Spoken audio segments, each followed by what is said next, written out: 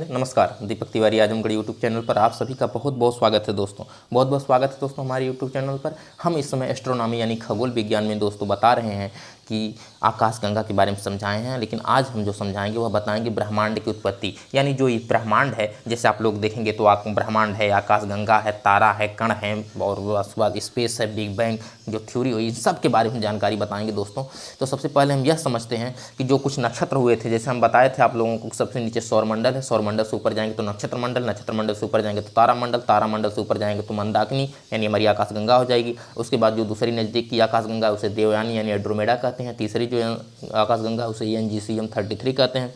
इसके बाद इन तीनों को मिला करके सुपर क्लस्टर का निर्माण होता है दोस्तों। सुपर क्लस्टर के बाद आप जाएंगे तो ब्रह्मांड मिलेगा आपको।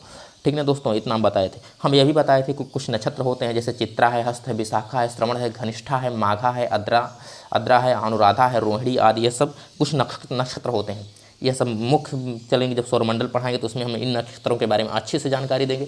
इसके बाद समझते हैं ब्रह्मांड की उत्पत्ति का सिद्धांत। जी हाँ, बहुत ही महत्वपूर्ण है, ध्यान से सुनिए, 2 बार सुनेंगे आपको एकदम याद हो जाएगा। फिर आपको कहीं किसी पुस्तक कहीं से पढ़ने की कोई आवश्यकता ही नहीं है दोस्तों। चलिए हम समझते हैं कि ब्रह्मांड की उत्पत्ति आखिर में हुई कैसे। जी हाँ, और कैसे पता चला कि ब्रह्मांड की उत्पत्ति हुई है। ठीक है, सबसे पहले बेल्जियम के एक पादरी थे। क्या थे? पादरी। जैसे हमारे यहाँ पूजा पाठ जो लोग करते हैं, मंदिर में पंडित जी लोग होते हैं ना, जैसे आचार्य वगैरह होते हैं, शास्त्री वगैरह होते हैं, वैसे वो बेल्जियम के एक पादरी थे जिनका नाम था जॉर्ज लेमनतेरे। क्या था? जॉर्ज लेमनतेरे। उन्होंने महाविस्फोट का सिद्धांत दिया। महाविस्फोट को इंग्लिश में कहते हैं बिग बैंग। क्या कहते हैं? BIGBANG, बिग बैंग कहते हैं। बिग बैंग का सिद्धांत दिया। कौन दिए थे? जॉर्ज लेमनतेरे ने। ये कहाँ के थे रहने वाले? ये दोस्तों बेल्जियम के रहने वाले थे। कहाँ के रहने वाले थे? बेल्जियम के रहने वाले थे दोस्तों। इनके अनुसार यह जो ब्रह्मांड का जो विस्फोट हुआ, जो बिग बैंग हुआ, वह 15 बिलियन वर्ष पहले हुआ। कितना? 15 बिलियन, मिलियन नहीं दोस्तों, बिलियन। मिलियन के बाद बिलियन आता है। 15 बिलियन वर्ष पहले एक अति उच्च घनत्व वाला तारा में महाविस्फोट हुआ।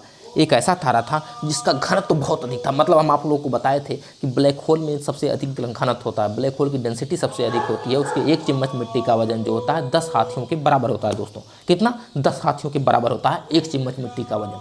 तो वह जो जिससे बिग बैंग हुआ, वह तारा, उसका द्रव्यमान जो था वह बहुत विशाल था और उसका घनत्व भी बहुत अधिक उच्च था, इतना उच्च था। और जब वह उसमें विस्फोट हुआ दोस्तों, तो विस्फोट के फलस्वरूप कई आवेशित कण निकले। क्या थे? कई आवेशित कण निकले, जिसे इलेक्ट्रॉन निकला, प्रोटॉन निकला, न्यूट्रॉन निकला, इत्यादि बहुत प्रकार के जो है उसमें से निकले, जिसका निर्माण हुआ। इन समूह का उसी समय निर्माण हुआ। उसी समय देखा जाए तो स्पेस यानी जगह, स्पेस से जो जगह है, अंतरिक्ष में जगह, तभी उसी समय जो है जगह का भी निर्माण हुआ। जैसे जब यह फूटा तो एक जगह से दूसरे जगह कण गया तो उसके बीच का स्पेस हुआ कि नहीं? तो स्पेस भी दोस्तों तभी आया ब्रह्मांड में, इनके अनुसार। ठीक ना। इसके बाद देखा जाए तो इसी प्रकार विस्फोट से जो है स्पेस का निर्माण हुआ। वहीं से जो दोस्तों समय की गणना स्टार्ट हुई। जैसे ही वहाँ से विस्फोट हुआ, तुरंत उसी समय से दोस्तों समय की गणना स्टार्ट हो गई। कण आपस में संकेंद्रित होकर जब वो ब्लास्ट किया तो बहुत अधिक धूल, मिट्टी, कंकड़, पत्थर उड़ गए। हम आपको बताए थे दोस्तों कि किस प्रकार संघनित होते हैं, संकेंद्रित होते हैं और घने रूप में बादल का निर्माण करके तो दोस्तों नेबुला बन के उसके बाद वह तारे का निर्माण करते हैं। यह हम आपको बताए थे दोस्तों। तो उसी प्रकार जब विस्फोट हुआ, बहुत अधिक कण, कंकड़, पत्थर एकदम बिखर गए जो ब्रह्मांड में दोस्तों, और बहुत तेजी से विस्फोट हुआ दोस्तों। तो जो कंकड़ पत्थर इधर दूर गए थे वह धीरे धीरे संघनित होकर तारे का निर्माण कर लिए दोस्तों। तो इसी प्रकार तारों का भी निर्माण हुआ। कई तारे मिलकर के दोस्तों आकाशगंगा का निर्माण कर लिए। कई तारे मिलकर आकाशगंगा का निर्माण कर, और 3 आकाशगंगा मिलकर दोस्तों सुपर क्लस्टर का निर्माण कर लिया। कई सुपर क्लस्टर मिलकर जो है ब्रह्मांड का निर्माण कर लेते हैं। हब्बल नाम के एक वैज्ञानिक थे। क्या थे? हब्बल नाम के एक वैज्ञानिक थे। उन्होंने बताया कि ब्रह्मांड अभी विस्तारित हो रहा है। उनका कहना था कि ब्रह्मांड जो विस्फोट हुआ था वह अभी बढ़ रहा है। जैसे जो कंकड़ यहाँ से निकला, कुछ दूर गया था ना, वह अभी दूर ही जा रहा है। मतलब अभी चारों तरफ ब्रह्मांड विस्तारित हो रहा है। हब्बल के अनुसार, हब्बल की कथा अनुसार विस्तार अंतरिक्ष में छोड़े गए हब्बल एक क्या है? हब्बल एक प्रकार की दूरदर्शी दूरबीन है दोस्तों।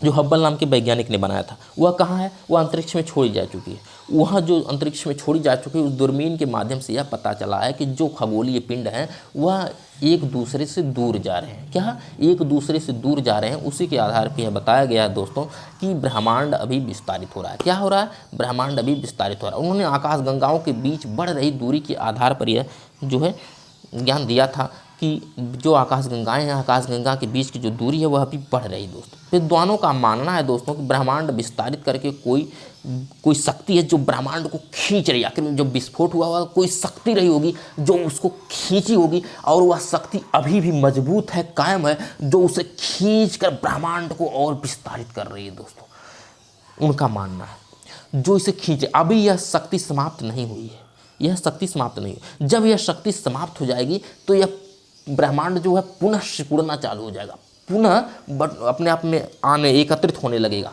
सिकुड़न आने लगेगी इसमें दोस्तों, चालू हो जाएगा। सिकुड़ कर वह फिर अपना प्रारंभिक अवस्था प्राप्त कर लेगा।